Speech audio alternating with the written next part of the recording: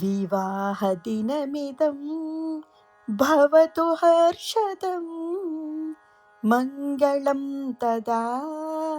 वाञ्छक्षेमदं विवाहदिनमिदं भवतु हर्षदं मङ्गलं तदा वाञ्छक्षेमदम् प्रतिदिनं नवं प्रेमवर्धतां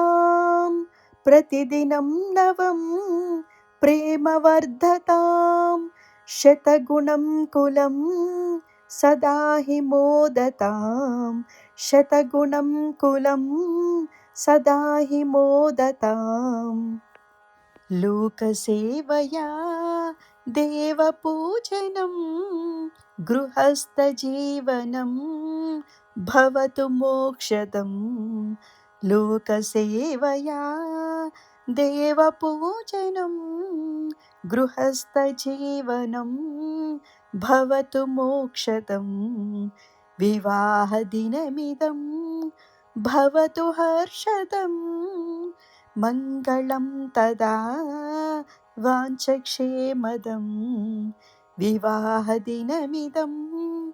भवतु हर्षदं मङ्गलं तदा वाञ्छक्षेमदं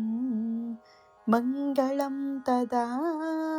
वाञ्छक्षेमदम्